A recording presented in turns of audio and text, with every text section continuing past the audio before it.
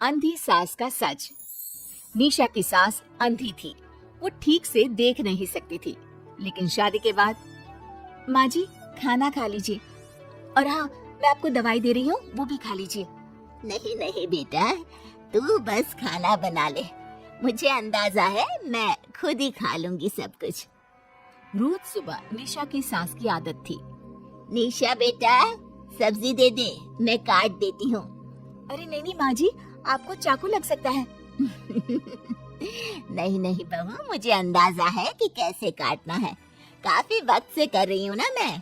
वैसे भी डॉक्टर ने कहा है कि थोड़ा बहुत काम करना जरूरी होता है। माँ जी डॉक्टर ने कहा है तो दे देती हूँ आपको, लेकिन मेरा मन नहीं मान रहा। अरे बहू, काम नहीं करूँगी तो कैसे चलेगा, बिल्कुल ही अपाहिज हो जाऊंगी। निशा सास को वो जो काम बोलती वो करने दे देती है। एक दिन निशा के सहेली का फोन आता है। सास सुन रही होती है कि वो किसी से बात कर रही है।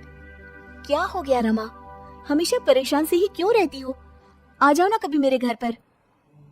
अरे नहीं रे, तुझे परेशान नहीं करना चाहती हूँ। मैं जानती हूँ तेरी सास अंधी है। अरे कैसे मैनेज करती होगी तू अकेले? मेरे घर में मेरी सास कोई काम नहीं करती। मैंने तो इनको साफ कह दिया है कि काम करेंगी तो ठीक है, नहीं तो इन्हें वृद्धाश्रम छोड़ आऊंगी। निशा की सास सहेली की बात सुनकर डर जाती है। वो बिना निशा का जवाब सुने वहाँ से चली जाती है। सास के जाने के बाद निशा कहती है, अरे नहीं नहीं, मेरी सास तो पूरा काम करती है। वो सब्जी काट देती है तो मैं छोंक देती हूँ, वो आटा गूंथ देती है तो मैं रोटी बना देती हूँ। अरे माँ जी तो झाड़ू भी इतना अच्छा लगाती है कि किसी को लगे ही नहीं कि किसी अंधे इंसान ने झाड़ू लगाया होगा। तू तो किस्मत वाली है। अरे मेरी सास के तो सारे अंग ठीक होने के बाद भी मगरमच्छ की तरह पसरी रहती है, सारा दिन सारी रात। अरे पता नहीं बुढ़िया को इतनी नींद आती भी कैसे है। खैर वक्त बीतता है और एक दिन निशा मोहल्ले में पति के साथ जा रही होती है कि सास की सहेली मिल जाती है। अरे आंटी कैसी हैं आप? कहाँ जा रही हैं? तुम लोगों के घर ही जा रही हूँ बेटा, तेरी माँ ने बुलाया है, कह रही थी बहुत जरूरी काम है। वैसे तुम लोग कहाँ जा रहे हो? हम मेरे मायके जा रहे हैं। अच्छा आप मम्मी जी के पास रहेंगी तो हम लोगों को कोई चिंता भी नहीं होगी। बेटा बहू चले जाते हैं। सहेली निशा के घर में जैसे ही घुसती है उसकी सास कहती है, आ गई रीना, जब से अंधी हो गई हूँ तो आती ही नहीं घर। अरे क्या बताऊं सीमा, तेरा तो मुझे कुछ समझ में ही नहीं आया। अरे जैसे ही बेटी की शादी हुई उधर तो अंधी हो गई, कैसे? मतलब समझ में नहीं आया। सास जोर जोर से हंसती है। अरे पागल हो गई है क्या? किसी अच्छे डॉक्टर को दिखाना, ठीक हो जाएगी। मन नहीं करता क्या दुनिया देखने का? कल को पोता पोती होंगे, उन्हें कौन खिलाएगा? तेरी भी तो बहू आई है, तेरे भी तो बेटे को बच्चा हुआ, कितना खिला लिया तूने। अरे हमारी तो किस्मत ही फूटी थी। लड़की की पहले दिन से ही डिमांड थी कि सास ससुर के साथ नहीं रहना, चाहे जो हो जाए। अब बोल क्या करती मैं? फिर क्या कर लिया तूने? दोनों आंखें होने के बाद भी परेशान ही है ना?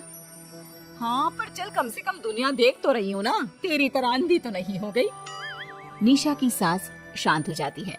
उनकी आंख से आंसू गिरने लगते हैं। अरे अरे रो मत, क्यों रो रही है? वैसे भी दुनिया में ऐसा कुछ नहीं है कि जो देखा जाए।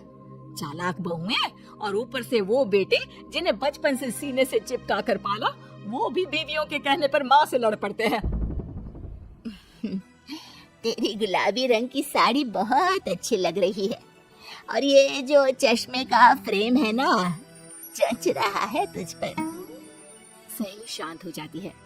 मतलब तू अंधी नहीं है, तू देख सकती है। हाँ, तू मेरी सबसे खास सहेली है, इसलिए बता रही हूँ। मैं ठीक हूँ, बिल्कुल ठीक। अरे तो फिर अंधी होने का नाटक क्यों कर रही है? दुनिया देख ली है मैंने, देखा है मैंने कैसे सास को देखकर बहुएं रंग बदलती है। मैं अपने बेटे के बिना नहीं रह सकती। पति का साया तो पहले ही उठ गया, बेटे को बहू ले गई तो क्या करूंगी? सारा काम कर देती हूँ, वो इसी में खुश है। सहेली निशा की सास को गले लगा लेती है। लेकिन झूठ बोलकर कब तक? अरे कब तक ऐसे रहेगी? थोड़ी ही देर में बाहर से बेटा बहू के आने की आवाज आती है। बस चुप कर, जो मैं कर रही हूँ बस साथ दे मेरा, नहीं तो। बहू घर पर आती है। सामने 2 कप में चाय, शादी की एल्बम और कुछ खाने पीने का सामान रखा था। माँ जी, कुछ खाया आपने? खाना क्या है बहू, बस चाय पी है। सब्जी दे दे, मैं काट देती हूँ, रात के खाने की तैयारी हो जाएगी। अरे नहीं माँ जी, मैं खाना बना लूंगी, आप आंटी के साथ बैठिए ना। बहू सारा खाना बनाकर सास को आवाज देती है और सभी बैठकर खाना खाते हैं। माँ जी, ये लीजिए, कटहल खा लीजिए। ये कह रहे थे कि आपको बहुत पसंद है। हाँ, ला दे। बहू सास को रोटी का डिब्बा पकड़ाती है, लेकिन सास नहीं पकड़ती।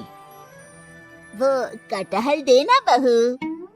बहू जल्दी से सास को कटहल दे देती है। अगले रोज फिर सास झाड़ू लगा रही होती है कि बहू कहती है, माँ जी, आप ठीक से झाड़ू नहीं लगा रही, पीछे देखिए कितना सारा कचरा फैला हुआ है, लाइए मैं लगा देती हूँ।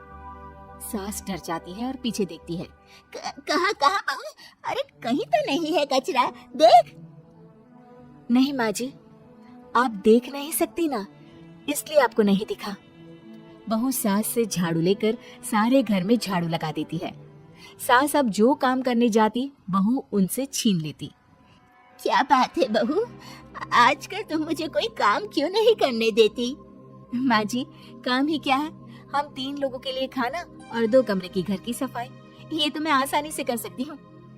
सास को समझ में नहीं आता कि आखिर बहू ऐसा क्यों बोल रही है। वो कुछ दिनों तक सब देखती है और फिर एक दिन बहू की सहेली आती है। अरे रमा, क्या बात है, कैसे आना हुआ? बैठ, मैं चाय लाती हूँ।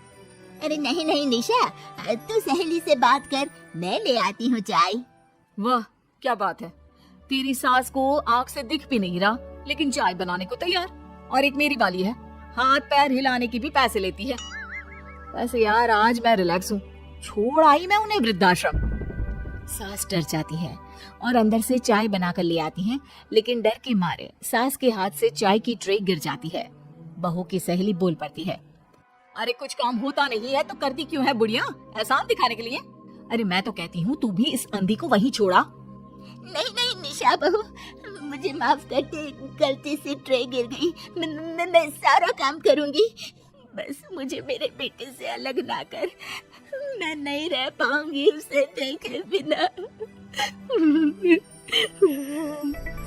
बस माँ, यही सुनना था। आप देख सकती हैं, फिर भी डर के मारे जो नाटक आपने अंधी होने का खेला, मैं उसे खत्म करना चाहती थी। माँ जी, आप घर की बड़ी हैं, मेरे पति की माँ है, मेरे लिए आपकी जगह भगवान से कम नहीं। आप अंधी नहीं भी होंगी तो भी मैं कभी भी आपको खुद से दूर नहीं करूंगी। माँ जी, मेरा विश्वास रखिए। फिर निशा सहेली को देखती है। अच्छा होगा रमा कि तुम मेरे घर से चली जाए, क्योंकि मेरे घर में ऐसे लोगों के लिए कोई जगह नहीं है जो बड़ों की इज्जत नहीं करते। सास चैन की सांस लेती है। जीती रहे बहू, जीती रहे।